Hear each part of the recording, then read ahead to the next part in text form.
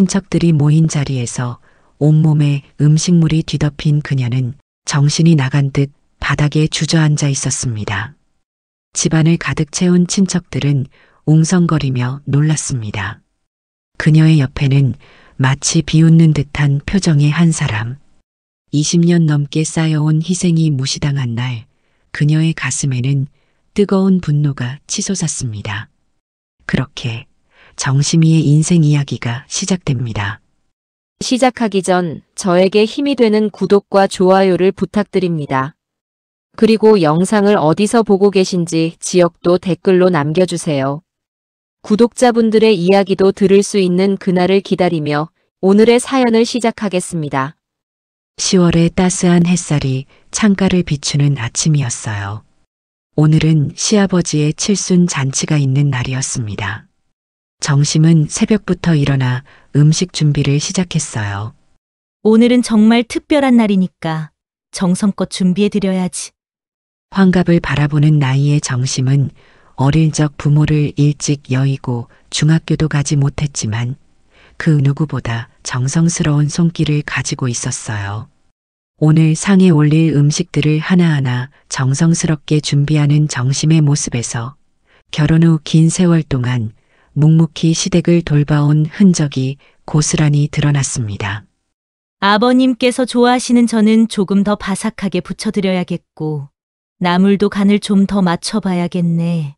부엌에서 흘러나오는 고소한 전 냄새와 달콤한 잡채 향이 집안 가득 퍼져나갔어요. 정심의 손끝에서 만들어지는 음식 하나하나에는 시아버지를 향한 진심과 가족의 일원으로 인정받고 싶은 마음이 담겨 있었습니다. 정심아, 고생이 많구나. 고생은요. 아버님 칠순이신데 이 정도야 당연하죠. 그래도 새벽부터 이렇게 고맙다. 시아버지는 온화한 성품의 분이셨어요. 평생 농사를 지으며 전통적인 생활에 익숙하셨고 며느리의 수고를 누구보다 잘 알고 계셨죠. 다만 아내인 시어머니 앞에서는 좀처럼 길을 펴지 못하는 모습이었어요.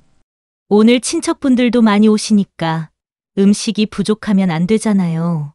정심이 준비한 잔치상은 정말 풍성했어요. 고사리 나물부터 시작해서 도라지, 콩나물, 무생채까지 갖가지 나물들이 정갈하게 담겨 있었고 갓 부친 전들은 황금빛으로 윤이 났습니다. 특히 정심이 직접 만든 잡채는 당면 하나하나가 투명하게 빛이 날 정도로 정성스러웠어요. 형님은 언제 오신다고 했지? 남편 준영은 평생 공부만 해온 탓에 실무 경험이 부족했어요. 사업에 실패한 후에도 문제 해결보다는 체면 유지에만 신경 쓰는 모습이었죠. 특히 검사 출신인 형 준우를 우러러보며 늘 형과 어머니 편에 서는 경우가 많았습니다. 이제 거의 다 됐네요. 오후 2시가 되자 친척들이 하나둘 도착하기 시작했어요. 잔치집은 금세 사람들로 북적이기 시작했습니다. 어머, 이 음식 좀 봐. 정말 정성스럽게 차렸네. 이 전은 정말 맛있다. 직접 만든 거야? 오셨어요? 네, 당연히 제가 해야죠. 맛있게만 드세요. 정심은 평소보다 조금 더 단정하게 차려입었어요. 연한 회색 블라우스에 검은색 치마를 입고 단아한 화장을 한 모습이 정말 품이 있어 보였습니다. 그동안 어려운 가정 형편 속에서도 늘 가족을 위해 희생해온 정심이었지만 오늘만큼은 시댁의 며느리로서 당당한 모습이었어요. 우리 며느리가 새벽부터 준비해준 음식들이니까 많이들 드세요. 정심씨, 정말 고생 많으셨어요. 잘 먹을게요. 친척들의 칭찬을 받으며 정심의 얼굴에는 수줍은 미소가 떠올랐어요. 결혼 후 시댁 살림과 대소사를 도맡아 하면서도 이런 인정을 받아본 적이 별로 없었거든요. 오늘만큼은 정말 기분이 좋았습니다. 곳곳에서 웃음소리가 들려오고 서로의 안부를 물으며 즐거운 식사를 하고 있었어요. 이런 날이 있어서 참 다행이야. 그동안의 힘든 일들이 다 보상받는 기분이네. 정심은 손님들이 음식을 맛있게 드시는 모습을 보며 마음이 뿌듯했어요. 어릴 적부터 빵집에서 일하며 익힌 요리 솜씨가 이렇게 빛을 발하는 순간이었죠. 무엇보다 시아버지께서 기뻐하시는 모습은 가장 큰 선물이었습니다. 정심아, 정말 고맙다. 덕분에 좋은 칠순 잔치가 될 것 같구나. 아버님, 제가 당연히 해야 할 일이에요. 건강하게 오래오래 사세요. 분위기는 무르익고 있었지만 정심은 아직 몰랐어요. 이 평화롭고 따뜻한 분위기가 곧 산산조각날 것이라는 사실을 말이에요. 그리고 그동안 참고 견뎌온 모든 것들이 오늘 하루로 완전히 달라질 것이라는 것도 말이죠. 그 무렵 정심의 시아주번이 준우가 도착했습니다. 준우는 검사 퇴직 후 변호사 사무실을 개업했지만 요즘 들어 일이 잘 풀리지 않아 마음이 편치 않은 상태였어요. 조금 늦었습니다.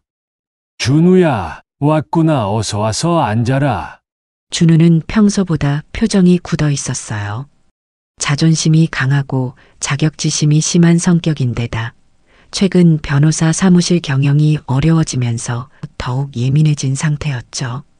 특히 중학교도 못 나온 정심이 성공했다는 소문을 들을 때마다 속이 뒤틀렸습니다. 준우야, 고생 많았다. 어서 앉아서 음식 좀 먹어라. 네, 준우는 자리에 앉자마자 잔치상을 훑어봤어요. 정심이 정성스럽게 준비한 음식들이 가득했지만 그의 얼굴에는 불만스러운 기색이 역력했습니다. 이 나물 정말 맛있네. 정심 씨 솜씨가 대단해. 맞아. 그런데 정심 씨, 요즘 빵집 사업이 정말 잘 되죠? 친척들의 대화가 시작되자 준우의 얼굴이 점점 굳어지기 시작했어요. 정심은 겸손하게 고개를 숙이며 대답을 피하려 했지만 친척들의 관심은 계속 이어졌습니다. 정심 씨가 빵집으로 돈 엄청 벌었다며? 텔레비전에도 나왔다고 하던데? 그건 그냥 운이 좋았던 것 같아요. 운이 좋긴 실력이 있으니까 성공한 거지. 요즘 정심당 모르는 사람이 없잖아. 친척들의 칭찬이 이어질수록 준우의 얼굴은 더욱 어두워졌어요. 자신은 사법고시까지 통과한 엘리트라는 자부심으로 살아왔는데 배우지 못한 재수 씨가 성공했다는 이야기를 듣는 것이 자존심의 상처가 되었습니다. 정말 대단하네. 정심 씨가 우리 집안의 자랑이야. 뭐가 그렇게 대단하다는 거야? 갑작스러운 준우의 날카로운 목소리에 순간 조용해졌어요. 모든 사람들의 시선이 준우에게 집중되었습니다. 준우야, 왜 그러니? 아니, 빵 좀 만든다고 해서 뭐가 그렇게 대단하다고 난리들입니까? 아주버님, 아주버님이라고 부르지 마시게. 중학교도 못 나온 주제. 준우의 독설에 잔치집은 순간 얼어붙었어요. 친척들은 모두 입을 다물고 서로를 바라보며 당황했습니다. 정심의 얼굴은 창백해졌어요. 준우 씨, 너무 그러지 마세요. 뭘 그러지 말라는 겁니까? 교육도 제대로 못 받은 사람이 설치는 걸 보고 있자니 한심해. 준우의 자격지심과 열등감이 폭발하고 있었어요. 자신의 변호사 사무실은 망해가고 있는데 정심의 빵집은 성공했다는 소식이 그의 자존심을 완전히 짓밟았습니다. 준우야, 오늘은 아버지 칠순이잖냐? 그러니까 더 한심한 거 아니야? 이런 음식으로 칠순 잔치를 한다고? 그 순간 준우는 홧김에 자리에서 벌떡 일어나더니 정심이 정성스럽게 준비한 잔치상을 힘껏 뒤엎어버렸습니다. 쾅 하는 소리와 함께 그릇들이 바닥에 떨어지고 음식들이 사방으로 흩어졌어요. 특히 정심이 서 있던 곳으로 음식들이 쏟아져 내렸습니다.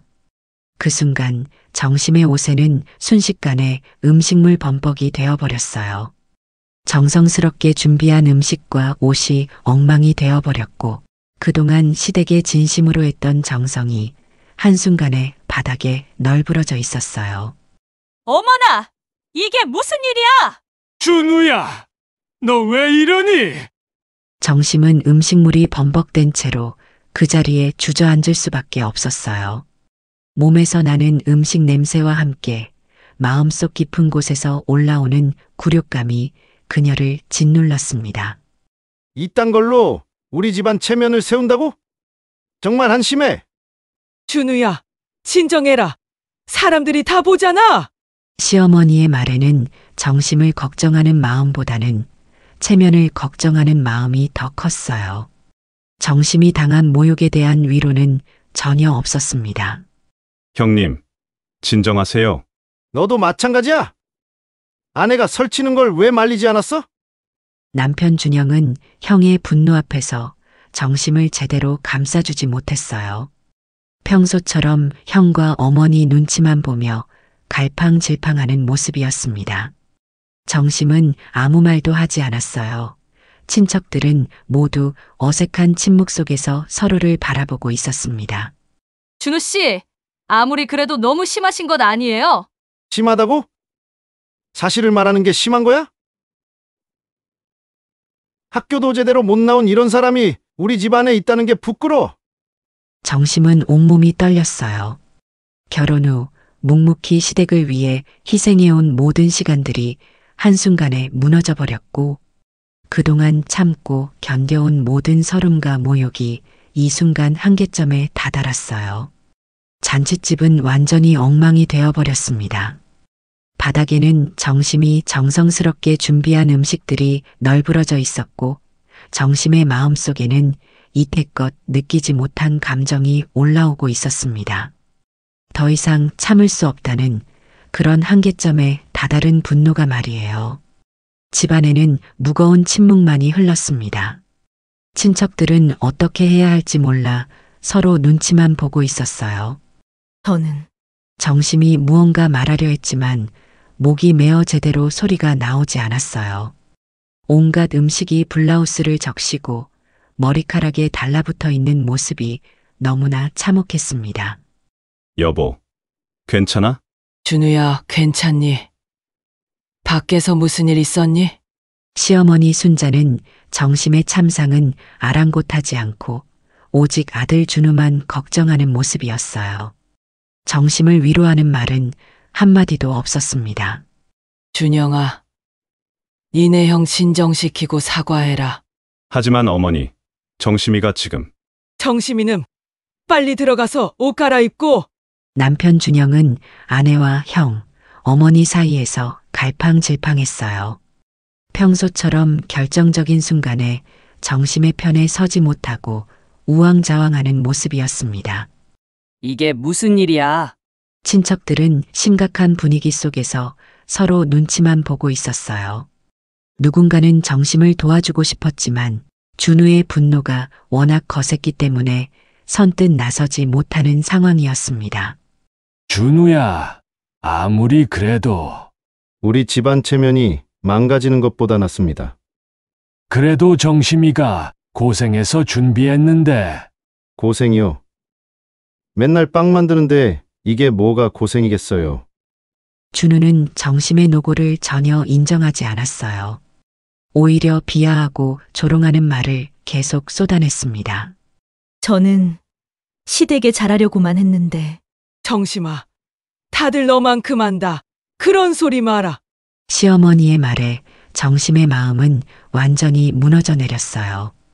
그동안 시댁의 크고 작은 일들을 모두 도맡아 했건만 그 누구도 인정해주지 않는 현실이 너무나 잔혹했습니다. 제가 뭘 잘못했나요? 그냥 주제를 모르고 설치는 게 문제야. 준우는 정심을 완전히 무시했어요. 정심이 그동안 시댁을 위해 얼마나 많은 일을 했는지는 전혀 관심이 없었습니다. 주제를 모른다고요? 정심이 너 지금 시아주버님한테 뭐 하는 거니? 시어머니 역시 정심이 성공한 것 자체를 못마땅해 했어요. 며느리는 조용히 뒤에서 시중만 들어야 한다는 구시대적 사고에 사로잡혀 있었습니다. 어머니, 정심이 말도 한번 들어봐 주세요. 너도 똑바로 해라. 아내가 이렇게 나서도록 내버려 두지 말고. 남편 준영은 시어머니의 질책 앞에서 또다시 움츠러들었어요. 정심을 보호해야 할 순간에도 어머니와 형의 눈치만 보는 모습이었습니다. 나서다니. 내가 나선 게 아니라 가족을 위해서였는데. 정심의 머릿속에는 지난 세월의 기억들이 스쳐 지나갔어요. 새벽부터 밤늦게까지 일하고 집에 돌아와서는 시댁 살림을 도맡아 했던 날들. 그 모든 것이 나선다는 말 한마디로 평가절하되는 현실이 견딜 수 없었습니다. 앞으로는 조용히 살자고. 그냥 빵이나 만들어 팔면서. 준우의 말 한마디 한마디가 정심의 가슴에 비수처럼 꽂혔어요. 그동안 자신이 얼마나 무시당하며 살아왔는지를 깨닫는 순간이었습니다. 빵이나 만들어 팔면서. 정심은 음식물 범벅이 된 채로 그 말을 되뇌었어요. 자신의 노력과 성공이 모두 하찮게 취급받는 현실이 견딜 수 없었습니다. 그래도 정심 씨가 그동안 그동안 뭘 했다고요? 돈 벌어서 뭘 어떻게 했는데. 준우는 아무것도 모른 채 정심의 모든 희생과 선의를 돈과 이익으로만 해석했어요. 가족에 대한 사랑이나 헌신은 전혀 인정하지 않는 모습이었습니다. 빨리 옷 갈아입고 와서 치워라. 이 꼴이 뭐냐? 시어머니는 정심이 당한 굴욕에 대해서는 전혀 관심이 없었어요. 오히려 어서 이 상황을 수습하라고 재촉할 뿐이었습니다. 빨리 치우라고요? 그 순간 정심의 눈빛이 달라졌어요. 그동안 참고 견뎌온 모든 인내심이 한계에 다다른 것이었습니다. 얘 좀 봐라. 이렇게 만든 거에 사과하고 어서 들어가. 사과요? 제가 왜 사과를 해야 하죠? 정심의 목소리에는 지금까지 들어보지 못했던 단호함이 담겨 있었어요. 음식물이 범벅이 된 모습이었지만 그 눈빛만큼은 그 어느 때보다 확고했습니다. 여보, 진정해. 진정하라고? 당신은 지금까지 뭘 했어요? 정심의 분노는 이제 남편에게도 향하고 있었어요. 자신을 보호해주지 못한 채 우유부단하게 행동하는 것에 대한 실망과 원망이 폭발하는 순간이었습니다. 바닥에 널브러진 음식은 지금 자신의 모습인 것 같았습니다. 음식은 정성을 다해 차려졌지만 버려졌고 자신은 정성을 다해 시댁에 헌신했지만 버려졌다고 말이에요. 정심은 더 이상 참지 않겠다는 그리고 진실을 드러내겠다는 굳은 결심을 한 채 그대로 돌아 나왔습니다. 정심은 음식물이 범벅된 채로 집을 나섰어요. 마당에 세워둔 자신의 차를 향해 걸어가면서 예전의 기억을 떠올렸습니다. 지금처럼 절망적이었지만 홀로 일어설 수 있었던 그 시절 말이에요. 차 문을 열며 뒷좌석을 바라보는 정심의 눈에는 결연한 의지가 담겨 있었어요. 그리고 결혼한 지 5년째 되던 해의 기억이 더 또렷해졌습니다. 그때 정심의 집은 빚더미에 앉아 있었습니다. 남편 준영의 사업이 완전히 망해버린 후였어요. 거실 탁자 위에는 언제나도 촉장들이 수북이 쌓여 있었고 비가 폭포처럼 쏟아지던 어느 날 밤 정심의 가슴을 철렁 내려앉게 하는 전화벨이 울렸습니다. 여보세요? 정심아, 미안해. 정말 미안해. 준영은 지인이 좋은 곳에 투자하면 많은 돈을 벌 수 있다는 말을 믿고 대출을 받아 투자를 했다가 사기를 당했다는 말을 전했습니다. 괜찮아. 자기도 뭔가 잘 해보려는 마음에 했을 테니까 같이 해결해보자. 정심도 두려웠지만 남편이 실수했을 뿐이고 곧 다시 일어설 수 있을 거라고 믿었습니다. 하지만 현실은 녹록하지 않았어요. 빚이 너무 많아. 어떻게 갚아야 할지 모르겠어. 얼마나 되는데? 1억 3천. 상상도 못한 큰 금액에 정심의 얼굴이 창백해졌어요. 그때 정심의 나이는 50살을 바라보는 나이, 아직 어리고 평범한 주부였던 그녀에게는 감당하기 어려운 현실이었어요. 시댁에 도움을 요청해볼까? 안 돼. 집에는 절대 말하면 안 돼. 창피해서 어떻게 살아. 남편은 체면 때문에 가족들에게 알리는 것조차 거부했어요. 하지만 정심은 마지막 희망을 걸고 시댁에 찾아갔습니다. 며칠 후 정심은 용기를 내어 시어머니를 찾아갔어요. 시댁 대문 앞에서 한참을 망설인 후에야 문을 두드릴 수 있었습니다. 무슨 일이야? 갑자기 웬일로? 어머니, 실은 준영 씨가 사업에 실패를 해서요. 그래서? 조금만이라도 도와주실 수 있으실까요? 우리도 여유가 없어. 준우 이사하느라 돈이 다 들어갔다. 시어머니는 단칼에 거절했어요. 그때 준우는 고시 합격 후에 늦은 결혼을 해서 시댁의 모든 관심과 지원은 장남에게만 집중되어 있었습니다. 정심은 빈손으로 돌아올 수밖에 없었어요.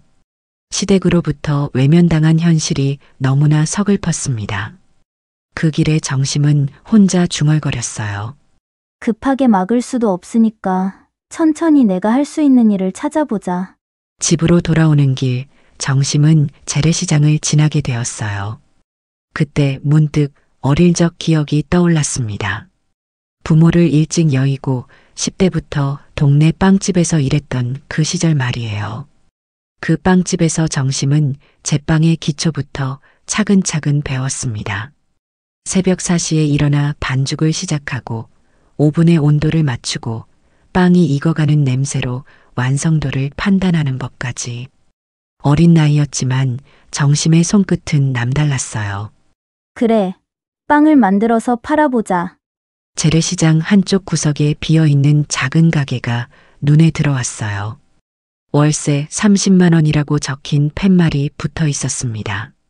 정심의 가슴이 두근거리기 시작했어요. 여기라면 시작해볼 수 있을까? 정심은 10대 때 일을 시작하면서 지금까지 조금씩 모아둔 적금 통장을 떠올렸어요. 매달 용돈에서 조금씩 떼어내어 모은 돈이 1,000만 원 정도 있었습니다. 그것만으로는 부족했지만 어떻게든 조금만 대출을 받으면 시작할 수 있을 것 같았어요. 집에 돌아온 정심은 남편에게 자신의 계획을 조심스럽게 꺼냈습니다. 여보, 내가 빵집을 해볼까 해. 뭐? 갑자기 웬 빵집이야? 어릴 때 빵집에서 일했었잖아. 그때 배운 기술로 작은 가게라도 차려보려고. 그런데 정심아, 장사가 어디 쉬운 일이야? 실패하면 어떡하려고? 지금보다 더 나빠질 게 뭐가 있어. 걱정만 하고 이렇게 살 수는 없잖아. 준영은 반대했지만 정심의 의지는 확고했어요. 다른 방법이 없다는 것을 스스로도 알고 있었기 때문입니다. 며칠 후 정심은 은행에 가서 대출 상담을 받았어요. 담보로 내세울 것도 별로 없었지만 신용대출로 1천만 원을 받을 수 있었습니다. 이제 정말 시작이구나. 자신이 모아둔 적금 1,000만 원과 대출받은 1,000만 원으로 가게를 구하고 필요한 기구를 사는 데는 조금 빠듯해 보였지만 시작해 보기로 했습니다. 가게 이름은 자신의 이름을 따서 정심당이라고 지었습니다. 가게 준비는 정심 혼자 했어요. 중고 오븐을 사고 진열장을 설치하고 재료를 준비하는 모든 과정을 홀로 감당했습니다. 손에는 물집이 잡히고 허리는 아팠지만 포기할 수 없었어요. 정심당, 여기가 처음이자 마지막 출구인 거야. 개업 전날 밤 정심은 가게에서 밤새 빵을 구웠어요. 어릴 적 배웠던 기술이 손끝에서 되살아났습니다. 반죽하는 손길, 오븐의 온도를 맞추는 감각, 빵이 완성되어가는 냄새를 맡는 후각까지 모든 게 그대로 남아 있었어요. 됐다. 할 수 있어.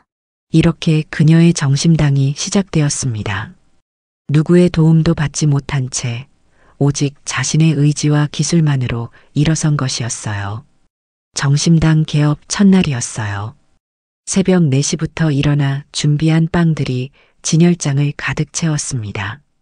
정심의 손은 밤새 반죽을 하느라 부어 있었고 허리는 아팠지만 마음만큼은 설레고 있었어요. 손님들이 좋아하실까? 재래시장 한 구석의 작은 가게였지만 정심은 온 정성을 다해 준비했어요. 각 구운 빵에서 나는 고소한 냄새가 가게 밖으로 퍼져나갔습니다. 크림빵, 단팥빵, 그리고 정심만의 비법으로 만든 호두과자까지 다양한 빵들이 정성스럽게 진열되어 있었어요. 오전 9시가 되자 시장 상인들이 하나둘 지나가며 관심 있는 눈빛을 보냈어요. 하지만 아직 손님은 없었습니다. 정심의 가슴은 두근거렸어요. 여기 새로 빵집이 생겼네. 안녕하세요. 정심당이라고 합니다. 맛있는 빵 많이 준비했어요. 첫 번째 손님은 시장에서 채소를 파시는 할머니였어요. 빵이 참 예쁘게 생겼네. 하나만 사볼까? 할머니, 어떤 빵 좋아하세요? 저 크림빵 하나 주세요. 정심은 떨리는 손으로 크림빵을 포장했어요. 정심당의 첫 번째 손님이었습니다. 비록 빵 하나였지만 정심에게는 세상에서 가장 소중한 기억이었어요. 어머, 이게 뭐야? 정말 맛있네. 정말요? 크림이 이렇게 부드럽고 달콤한 빵은 처음이야. 빵도 촉촉하고. 이거 직접 만드신 거예요? 할머니의 칭찬에 정심의 눈가가 촉촉해졌어요. 어린 시절부터 빵집에서 일하며 터득한 기술이 이렇게 인정받는 순간이었습니다. 어릴 때부터 빵 만드는 일을 했어요. 열심히 배웠던 대로 정성껏 만들었으니까 자주 오세요. 정성이 느껴져. 단팥빵도 하나 더 주세요. 빵 굽는 냄새도 좋았지만 빵 냄새가 퍼지는 시간보다 소문이 더 빠르게 퍼졌어요. 오후가 되자 시장 상인들이 하나둘 찾아와 정심의 빵을 맛보기 시작했습니다. 이거 진짜 신기하네. 호두가 이렇게 고소할 수가 있나? 감사합니다. 호두는 직접 볶아서 넣었어요. 단팥도 직접 만드셨어요? 다른 곳 단팥이랑 맛이 완전히 달라요. 네, 팥부터 직접 삶아서 만들었어요. 설탕도 알맞게 넣었고요. 하루가 끝날 무렵 정심은 생각보다 많은 빵을 팔았어요. 손에 잡힌 물집이 아팠지만 마음은 그 어느 때보다 뿌듯했습니다. 다음 날도 그 다음 날도 손님들은 찾아왔어요. 하루하루 지날수록 정심당을 찾는 사람들이 점점 늘어났습니다. 정심 씨, 오늘도 크림빵 있어요? 그럼요. 아침에 막 구웠어요. 친구한테 자랑하느라 데려왔어요. 여기 빵이 정말 특별하거든요. 특별하다는 말이 정심에게는 가장 큰 위로가 되었어요. 시댁에서는 못 배운 여자라고 무시했지만 손님들은 정심의 진정한 실력을 알아봐 주었습니다. 한 달이 지나자 정심은 새벽 3시에 일어나야 했어요. 주문량이 늘어났기 때문입니다.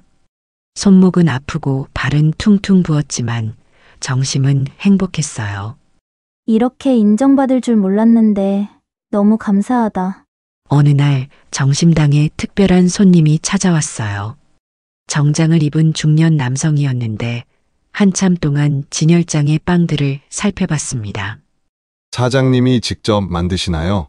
네, 모두 제가 직접 만들고 있습니다. 크림빵, 소보루빵, 식빵 이렇게 주세요. 그 남성은 빵을 사간 후 며칠 뒤 다시 찾아왔어요. 이번에는 더 많은 빵을 주문했습니다. 사장님 빵은 정말 특별해요. 다른 비법이 있으신 거예요? 특별한 건 없고 그냥 좋은 재료로 정성껏 만들 뿐이에요.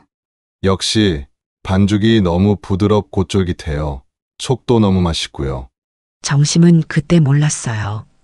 그 남성이 지역 맛집을 소개하는 유명하신 분이었다는 것을, 그리고 며칠 후 정심당이 인터넷에 크게 소개될 것이라는 것을 말이에요.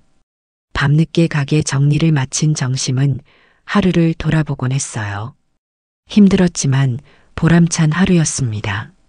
손님들의 맛있다, 특별하다는 한마디 한마디가 정심에게는 세상에서 가장 큰 격려였어요.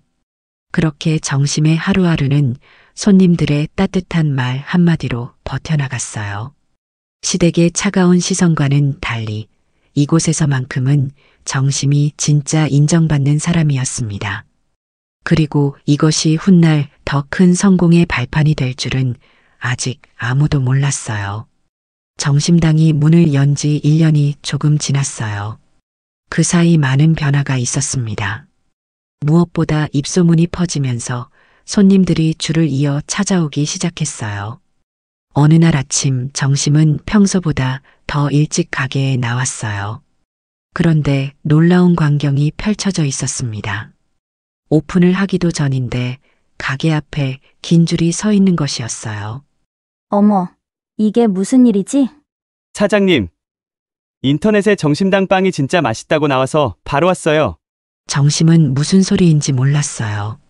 하지만 손님들의 설명을 듣고 나서야 상황을 파악할 수 있었습니다. 며칠 전 만났던 그 정장 입은 남성이 유명한 블로거였고 정심당을 크게 소개한 글이 인터넷에 퍼진 것이었어요. 여기 보세요. 재래시장 숨은 진주 정심당의 기적. 이렇게 제목이 나왔고 조회수도 엄청나요. 정말? 정말요? 그날부터 정심당은 완전히 달라졌어요. 점심시간이 조금 넘으면 빵이 다 떨어질 정도로 손님들이 몰려왔어요. 정심 씨, 대단해요. 우리 시장에 이렇게 사람이 많은 건 처음 봐요. 저도 이럴 줄 몰랐어요. 정말 꿈만 같아요. 시장 전체가 정심당의 고소한 빵 냄새로 가득했어요. 다른 상인들도 덩달아 장사가 잘 되기 시작했습니다. 정심당을 찾아온 사람들이 시장의 다른 가게들도 둘러보다 물건을 사가면서 블로거의 소개글처럼 정심당의 기적이 시장을 살리기 시작했어요. 한 달 후 정심에게 또 다른 기회가 찾아왔어요. 지역 방송국에서 연락이 온 것이었습니다. 정심당 사장님이시죠? 저희가 우리 동네 숨은 맛집 프로그램을 제작하고 있는데 혹시 출연해 주실 수 있을까요? 방송 출연이라고 하셨어요? 네. 정심당이 정말 화제거든요. 시청자분들께 소개해드리고 싶어요. 방송에 나간다는 것이 부담스러워 정심은 망설였어요. 하지만 정심당을 더 많은 사람들에게 알릴 수 있는 기회라는 생각이 들었습니다. 그럼 한번 해보겠습니다. 방송 촬영 날 정심은 떨리는 마음으로 카메라 앞에 섰어요. 평소 하던 대로 빵을 만들며 자신의 이야기를 들려주었습니다. 저는 집안 사정이 어려워 어릴 때부터 빵 만드는 일을 했어요. 그때도 지금도 힘들 때 유일하게 제게 힘이 되는 건 빵을 만드는 일이었던 것 같아요. 언제나 진심으로 빵을 만들었고 손님들께서 맛있다고 해주시니까 정말 더 힘이 났습니다. 정심의 진솔한 이야기와 정성스럽게 빵을 만드는 모습이 방송을 통해 전국에 전해졌어요. 반응은 폭발적이었습니다. 방송이 나간 다음 주 정심당 앞에는 전국 각지에서 온 사람들로 인산인해를 이뤘어요. 심지어 서울에서 차를 타고 내려오는 사람들까지 있었습니다. 서울에서 왔어요. 방송 보고 꼭 와보고 싶었거든요. 서울에서요? 이런 먼 곳까지 와주셔서 너무 감사드려요. 와, 정말 맛있어요. 방송에서 본 것보다 훨씬 더 맛있네요. 이때부터 정심에게 전국 각지에서 프랜차이즈 문의가 들어오기 시작했어요. 정심은 처음에는 어리둥절했지만 전문가들의 도움을 받아 차근차근 사업을 확장해 나갔습니다. 사장님의 제빵 기술은 정말 특별한 것 같습니다. 전국 단위로 확장할 가치가 충분합니다. 하지만 제가 직접 관리할 수 있을까요? 체계적으로 교육하고 관리하면 충분히 가능해요. 정심당만의 맛을 그대로 전달할 수 있습니다.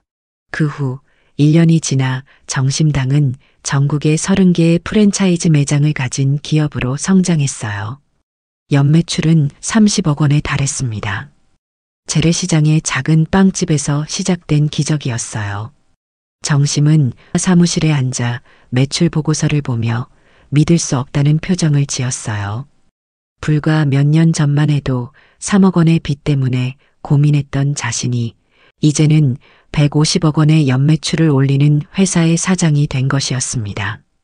하지만 정심은 성공에 취하지 않았어요.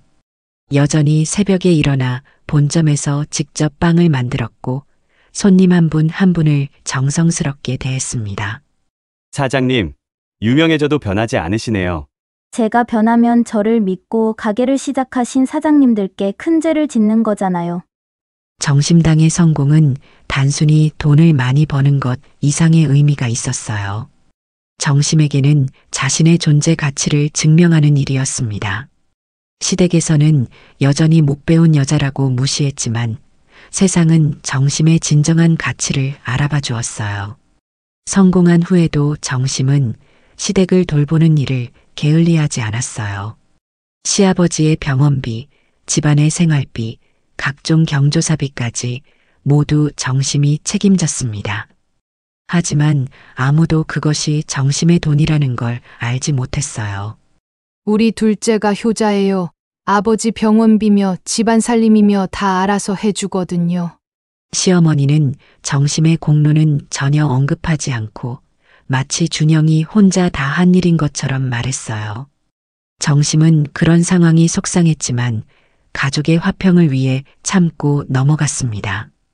언젠가는 자신의 진심을 알아주시리라 믿고 그렇게 정심은 묵묵히 시댁을 뒷바라지했어요. 정심당의 성공으로 번 돈은 대부분 가족을 위해 썼지만 그 누구도 정심의 희생을 제대로 인정해주지 않았습니다. 하지만 이 모든 진실이 세상에 드러날 날이 곧 다가오고 있었어요. 정심이 참고 견뎌온 세월과 그녀가 이루어낸 놀라운 성공, 그리고 가족을 위한 숨겨진 희생이 모두 밝혀질 순간이 말이에요. 이 모든 기억들을 되새기며 정심은 지금 이 순간에 집중했어요.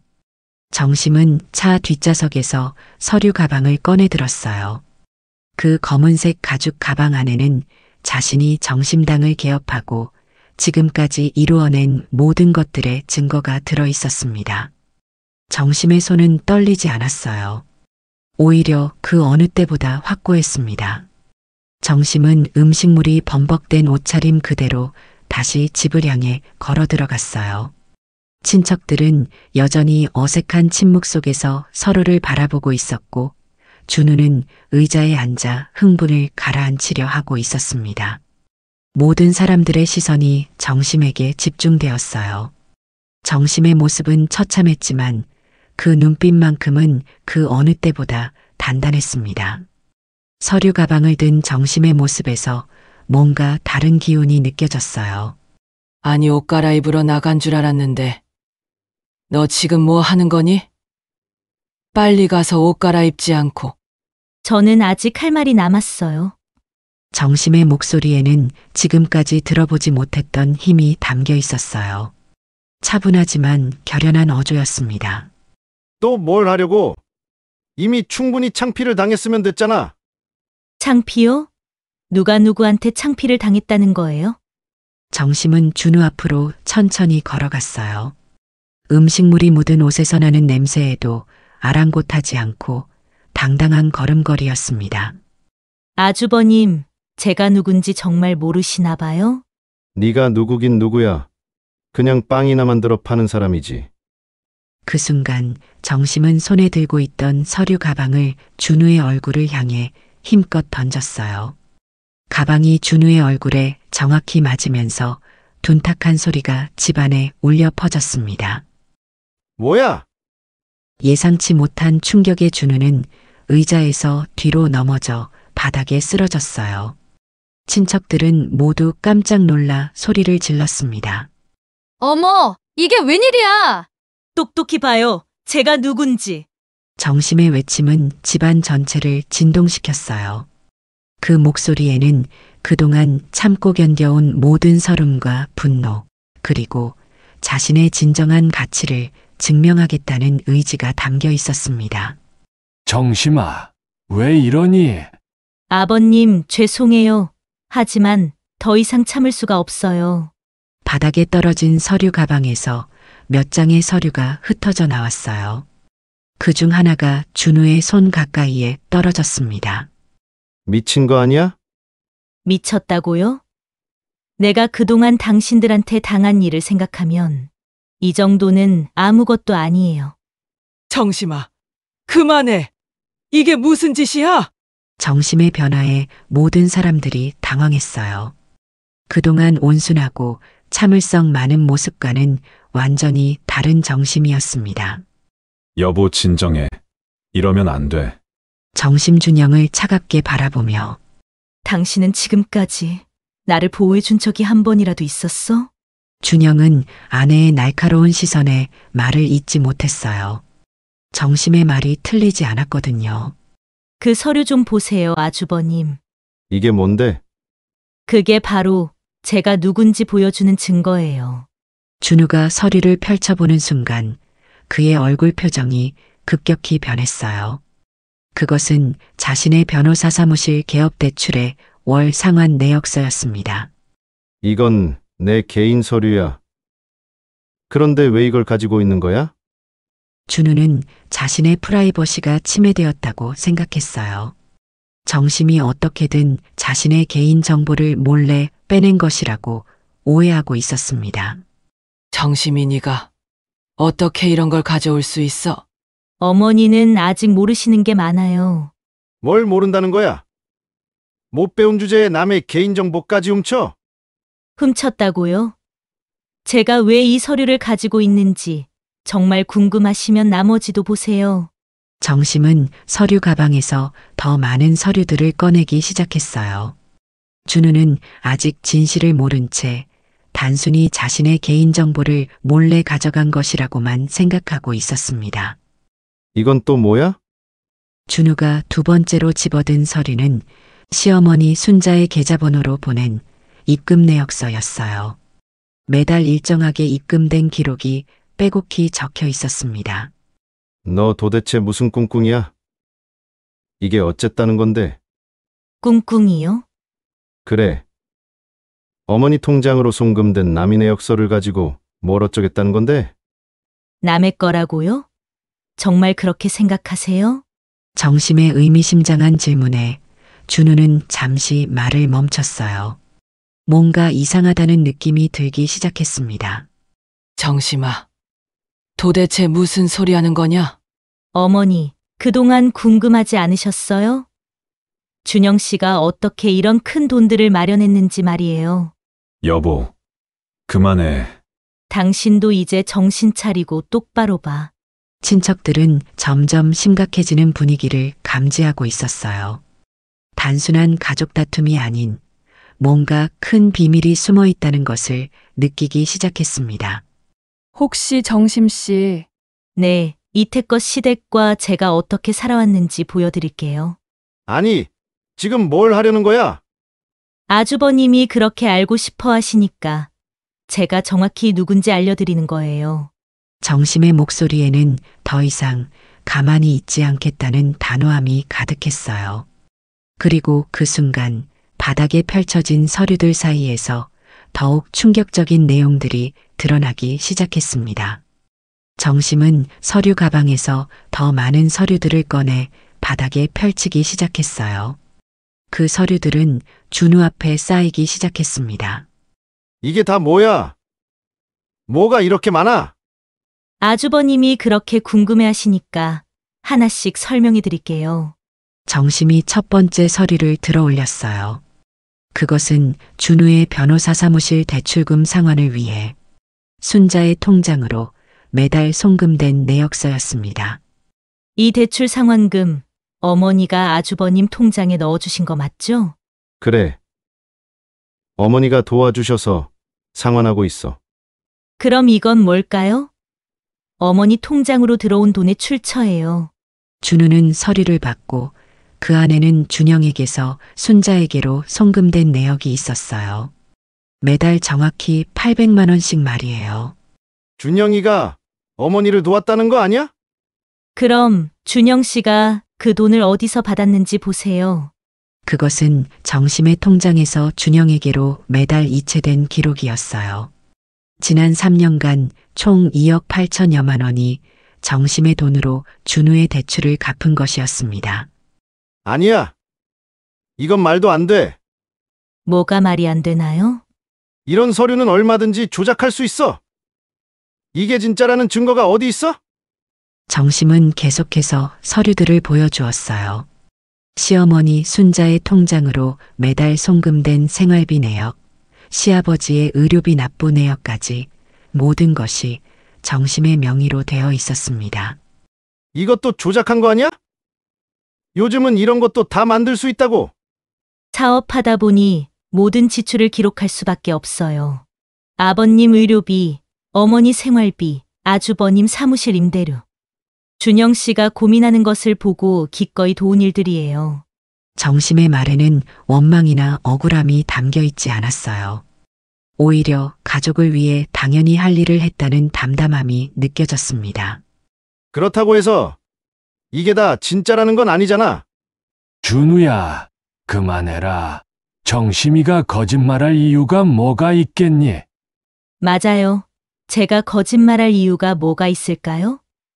그 이유를 보여드릴게요. 정심이 꺼낸 것은 정심당의 소득 증명서였어요. 연매출 150억이 넘는 수치가 선명하게 적혀 있었습니다. 정심당이 이렇게 큰 회사였어? 말도 안 돼. 설마 이게 진짜라고? 그 큰 회사를 네가? 말이 되는 소리를 해야지. 시끄러웠던 집안이 완전히 조용해졌어요. 하지만 준우만은 계속해서 현실을 부정하려 하고 있었습니다. 준우 씨, 그런데 이 서류들이 다 가짜일 수는 없잖아요. 당신들이 뭘 알아? 이런 건 얼마든지 조작할 수 있다고. 준우야, 그만해. 이제 그만해라. 준영이의 도움으로 알고 있었던 순자는 혼란스러웠어요. 그렇지만 그동안 큰 도움을 받은 것은 사실이었고 정심당의 경제력을 확인한 지금 아니라고 반박할 수 없었습니다. 그런데 순자의 표정이 왠지 모르게 불안해 보였습니다. 그렇다고 해서 우리를 이렇게 무시할 권리가 있어? 무시요? 제가 언제 누구를 무시했나요? 오히려 무시당한 건 저예요. 준우는 할 말이 없어졌어요. 그동안 자신이 정심에게 했던 말들이 떠올라 부끄러웠지만 인정하고 싶지 않았습니다. 그래도 말도 안 돼, 이건. 아직도 인정 안 하시겠어요? 정심아, 미안하다. 정말 몰랐구나. 아니에요, 아버님. 아버님만은 제 마음을 알아주셨잖아요. 여보, 그럼 우리가 지금까지 뭘 했는지 당신이 제일 잘 알잖아요. 정심아, 네가 왜 지금까지? 난 아직도 이해가 잘 안 가는구나. 왜 말 안 했냐고요? 어머니께서 언제 제 말을 들어주셨나요? 정심의 목소리에는 그동안 쌓인 서러움이 고스란히 담겨 있었어요. 모든 것을 혼자 감당하면서도 인정받지 못했던 세월의 무게가 느껴졌습니다. 무시당하는 게 서러워도 인정받지 못해도 그래도 가족이니까 참고 견뎌왔어요.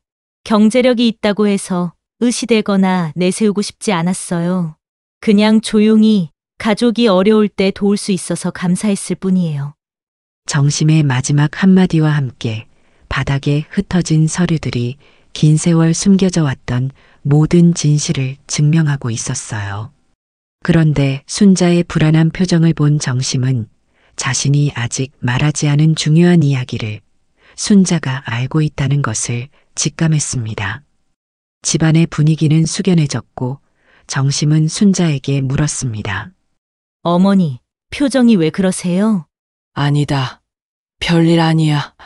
정말 별일 아니실까요? 정심이 꺼낸 봉투를 보는 순간 순자의 얼굴이 하얗게 질렸어요. 그 봉투에는 시아버지 통장 거래 내역이라고 적혀 있었습니다. 아니, 그건 뭐냐? 그걸 여기서 왜 꺼내는 거야? 아버님 통장 관리를 제가 도와드렸거든요. 병원비 납부하면서 알게 된 게 있어요. 뭘 알았다는 거냐? 매달 200만 원씩 빠져나가는 돈이 있더라고요. 그 금액이 3년간 총 7,200만 원이에요. 순자가 숨을 크게 들이쉬었어요. 정심은 그 반응을 놓치지 않았습니다. 그게 뭐가 이상해? 생활비로 쓴 거지. 생활비는 따로 제가 드리지 않았었나요? 그래서 아버님께 여쭤봤더니 모르신다고 하시더라고요. 이상해서 돈이 빠지는 날에 아버님을 뵈러 시댁에 왔었는데. 마침 어머님이 나오시고 계셨어요. 그게 뭐 어때서? 어딘가 낯선 교회 문구가 써 있는 봉고차를 타고 가시길래 따라가 봤어요. 그런데 어머니가 가신 곳이 교회가 아닌 이상한 종교단체더라고요. 확인해 보니 매달 정성이라는 명목으로 큰돈을 바치고 계셨어요. 당신, 이게 무슨 얘기야? 별거 아니에요. 그냥 믿음 생활하는 거예요. 믿음 생활. 내 돈을 그런 데다가 썼다고? 그 단체 사람들이 뭐라고 하던가요? 가족 몰래 정성을 바쳐야 더 큰 복을 받는다고 하지 않았나요? 아니 어떻게 그걸 네가 아는 거냐? 그곳이 이상해서 알아봤더니 사이비 종교였어요. 그런 곳에 빠지셔서 아버님 돈을 헌납하는 게 믿음이신가요? 네가 뭘 안다고 떠드니? 그건 가족을 위한 거야. 그래야 준우가 잘 된다고 그랬어. 큰아들이 성공해야 집안이 일어선다고. 친척들은 입을 다물지 못했어요.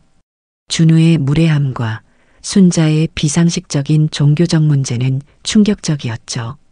아니 그런데 당신은 왜 이런 걸 여기서 말하는 거야? 뭐라고요? 어머니가 실수하신 건데 왜 이렇게 난리야?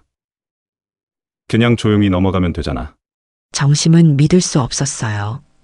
어머니가 사이비 종교에 빠져 아버지 돈을 훔친 상황에서도 남편은 아내를 탓하고 있었습니다. 조용히 넘어가요? 어머니가 나쁜 길로 빠지셨는데. 왜 이런 얘기를 사람들 앞에서 해가지고 우리를 창피하게 만드는 거야? 당신은 지금 그게 더 중요하지? 나는 평생을 집안을 위해 참아왔어. 그러니까 지금까지 잘했으면 오늘도 그냥 참으면 되잖아. 정심의 마음이 무너져 내렸어요. 그동안의 진심 어린 고백도 자신이 받은 상처도 전혀 이해하지 못하는 남편의 모습에 깊은 절망을 느꼈습니다. 당신은 나한테 도대체 무슨 존재야? 무슨 존재라니? 내가 당신 남편이야. 남편! 나를 보호해주지도 못하고 이해해주지도 못하는 당신이 무슨 남편 자격이 있는 거냐고. 그 순간 준영이 정심의 뺨을 때렸어요. 그 자리에서 정심은 주저앉았습니다. 지난 세월 힘들었던 아픔보다 지금 이 순간이 그녀에겐 가장 아픈 순간이었습니다. 어머, 준영 씨. 준영아! 너 뭐 하는 거냐? 집안 망신을 이렇게 시켜놓고 내 탓을 해. 나는 더 이상 못 살겠어. 그래요. 나도 이제 그만두고 싶어. 이혼하자. 이런 식으로 살 바에야 차라리 이혼해. 정심은 오히려 마음이 편해졌어요. 이제야 모든 짐을 내려놓을 수 있었습니다. 정심아, 무슨 소리냐? 이혼은 안 된다. 소리치는 시어머니를 뒤로하고 정심은 뒤돌아 나왔습니다. 그때 시아버지가 정심의 손을 잡으며 말했습니다. 정심아, 미안하다. 그동안 정말 고생 많았구나. 시아버지의 그 한마디는 세상 어떤 위로보다 따뜻했습니다. 그래 정심아. 정말 마음고생 많았어. 이제는 아프지 말자. 정심은 고개를 들고 당당하게 집을 나섰어요.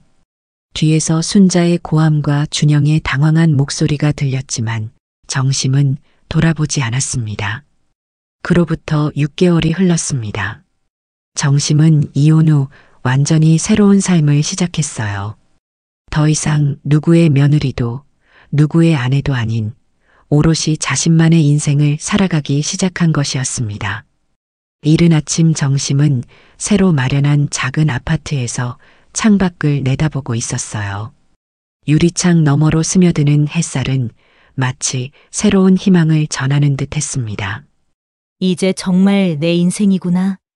정심의 얼굴에는 그동안 볼 수 없었던 평온함이 깃들어 있었어요. 그동안 시댁을 위해 살면서 잃어버렸던 자신만의 시간과 공간을 되찾은 것이었습니다. 정심은 이혼 후 더욱 의미 있는 일을 시작했어요. 바로 정심당 교육이라는 무료 제빵 교육소를 설립한 것이었습니다. 어린 시절의 자신처럼 어려운 환경에서 누군가의 도움을 필요로 하는 사람들에게 기술과 희망을 전하고 싶었기 때문이었습니다. 안녕하세요. 선생님, 안녕하세요. 어제 집에서 연습해봤는데 정말 잘 됐어요. 교육소에는 다양한 사연을 가진 사람들이 모여 있었어요. 어려운 가정 환경의 젊은 엄마들, 새로운 기술을 배우고 싶은 시니어들, 그리고 고아원에서 온 아이들까지 모두가 정심의 진심 어린 가르침을 받으며 새로운 희망을 키워가고 있었습니다. 오늘은 크림빵을 만들어 볼까요? 제가 가장 자신 있는 빵이거든요. 네, 좋아요. 정심이 반죽을 시작하자 교육생들이 둘러싸며 열심히 지켜봤어요. 정심의 손끝에서 만들어지는 부드러운 반죽을 보며 모두가 감탄했습니다.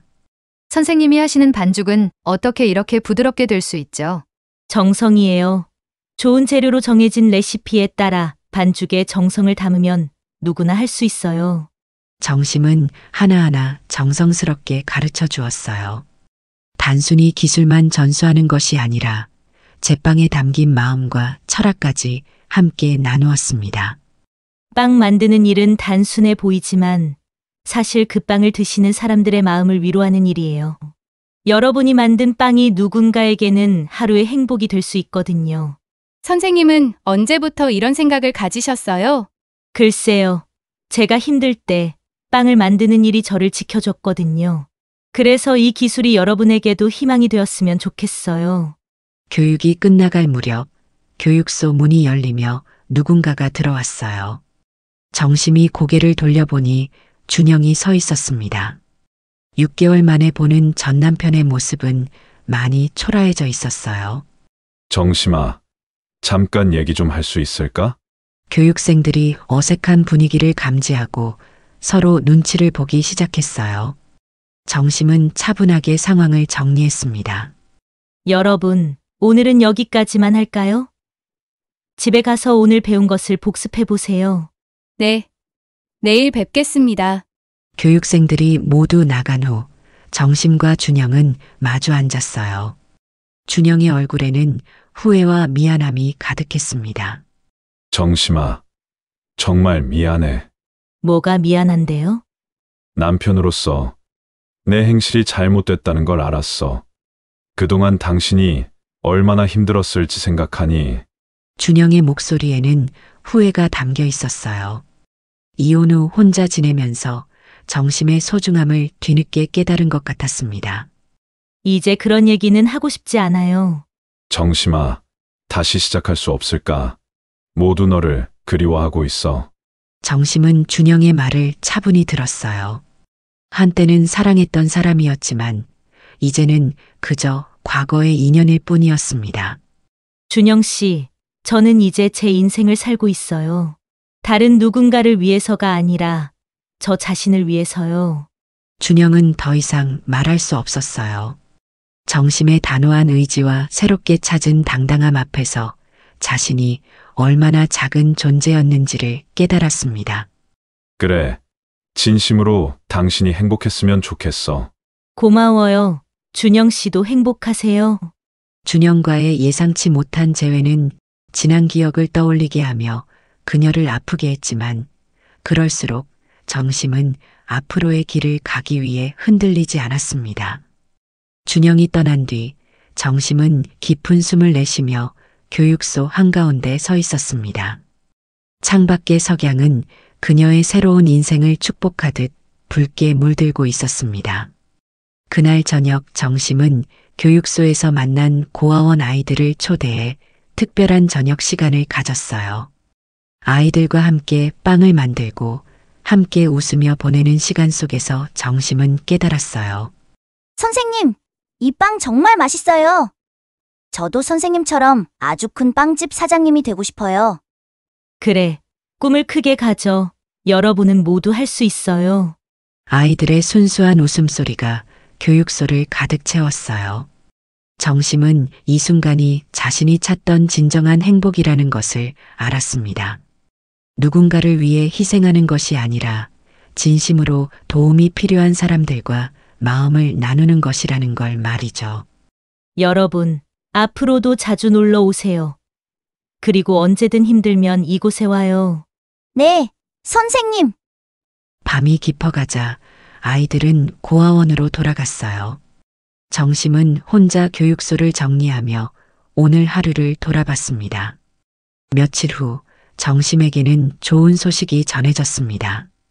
정심당 교육이 지역 언론에 소개되며 전국 각지에서 연락을 받은 것이죠. 대표님, 성공한 기업을 운영하시면서도 왜 무료 교육을 시작하셨나요? 힘들게 자란 저를 돌아보며 도움을 필요로 하는 사람들에게 작게나마 도움이 되고 싶었습니다. 정심당을 많은 분들께서 사랑해 주시는 만큼 이제는 제가 받은 것을 나눌 때라고 생각해요. 정말 따뜻한 마음이시네요. 앞으로의 계획은 어떻게 되시나요? 더 많은 지역의 교육소를 확대하고 싶어요. 그리고 정말 도움이 필요한 분들에게 일자리까지 연결해 드리고 싶습니다.